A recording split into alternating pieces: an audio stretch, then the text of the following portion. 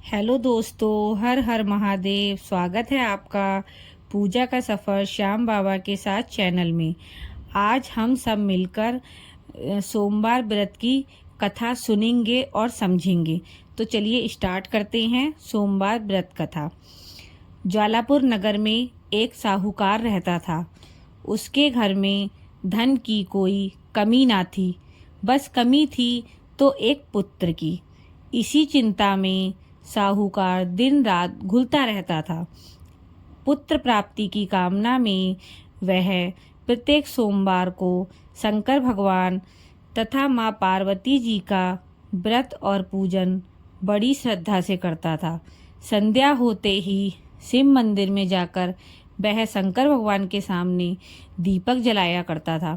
उसके इस भक्ति भाव को देख एक दिन माँ पार्वती जी ने शंकर भगवान से कहा, ज्वालापुर का साहूकार आपका अनन्य भक्त है और सदैव आपका व्रत और पूजन बड़ी श्रद्धा से करता है। आपको उसकी मनोकामना पूर्ण करनी चाहिए। पार्वती जी का आग्रह शंकर भगवान टाल ना सके और बोले, हे पार्वती, उस साहूकार के कोई पुत्र नहीं है।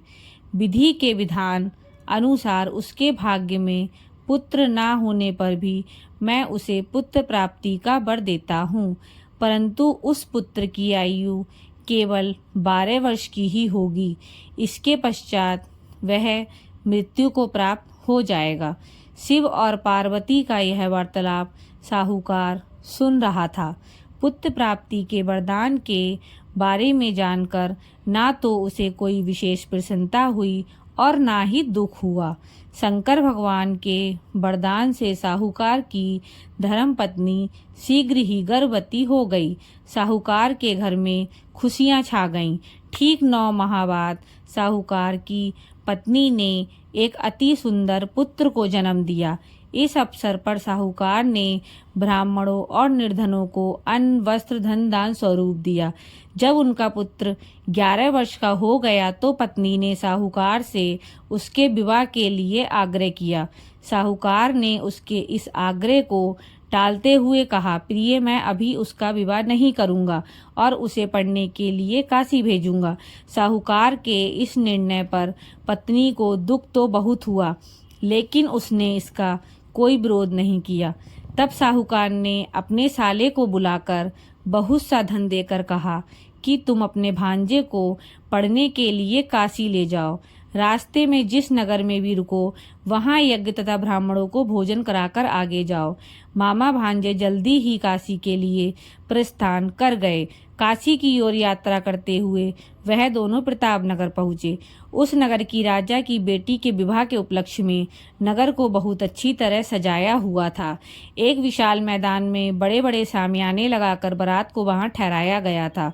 दोनों मामा भांजे उस बारात को देखने गए। तभी दूल्हे के पिता ने साहूकार के सुंदर बेटे को देखा और अपने एक सेवक को भेजकर दोनों को अपने शामियाने में बुलवाया।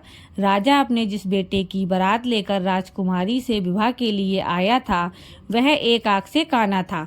वैसे राजा ने सहरे की बड़ी बड़ी लड़ियों के पीछे उसके चेहरे को छिपा दिया था, लेकिन वह इस बात से बहुत चिंतित था कि उसके बेटे के काने होने का पता राजा को चल गया तो वह विवाह से इनकार कर देगा और बारात वापस लौटा देगा। वर के पिता ने मामा भांजे को जब सारी बात बताकर बार बार उस लड़के को दूल्हा बनाने का आग्रह किया तो मामा ने स्वीकार कर लिया। साहूकार के बेटे को दूल्हा बना दिया गया। राजा की बेटी से विवाह करा दिया गया और फेरों और कन्यादार का कार्य समाप्त होने पर बारात वापस सामियाने में पहुंच गई। केवल साहूकार का बेटा वहीं रह गया। साहूकार का बेटा जब सुबह उठा तो उसने वहां से निकलने से पहले पलंग पर सोई हुई राजकुमारी की ओढ़नी पर एक कागज लगा दिया था। उस कागज पर उसने लिखा था, तुम्हारा विवाह तो मेरे साथ हुआ है, परंतु जिस दूल्हे के साथ तुम्हें विदा किया जाएगा वह काना है। मैं उच्च शिक्षा के लिए काशी जा रहा हूँ। जब सुबह राजकुमारी सोकर उठी तो उसने अपनी ओढ़नी पर लगा कागज जल्दी से खोलकर पढ़ा। पढ़कर राजकुमारी सन्न रह गई। उसी समय राजकुमारी ने अपने पिता को सारी बात बताई। राजा ने दूसरे राजा के लड़के के साथ राजकुमारी को विदा करने से इनकार कर दिया। राजा अपने बेटे और बारात के साथ खाली हाथ लौट गया। उधर साहूकार का बेटा और उसका मामा काशी जा पहुंचे थे। वहां पहुंचकर मामा ने यज्ञ करना और भांजे ने पढ़ना शुरू कर दिया। जब लड़के की आयु 12 वर्ष की हुई तो उसकी मृत्यु का दिन समीप आ गया। मामा को इस संबंध में कुछ पता नहीं था। उसने एक बहुत बड़े यज्ञ का आयोजन किया था। यज्ञ अभी चल ही रहा था कि लड़के ने अपने मामा से कहा, मेरी तबीयत कुछ खराब हो रही है मामा जी, मैं कुछ देर आराम करना चाहता हूँ। आप यज्ञ का कार्य पूरा कराते रहिए। लड़का अपने कक्ष में जाकर लेट गया। शंकर भगवान के अनुसार लेटे ही लेटे उसके प्राण पखेरु उड़ गए। यज्ञ के बीच में मामा ने जब कक्ष में जाकर देखा तो लड़के को जब मृत अवस्था में देखा तो उसे बहुत दुख हुआ, लेकिन यज्ञ में विघ्न पड़ने के डर से उसने स्वयं पर संयम रखा और इस बात की चर्चा किसी से नहीं की। ब्राह्मणों के जाने के बाद उसने रोना पीटना आरंभ कर दिया।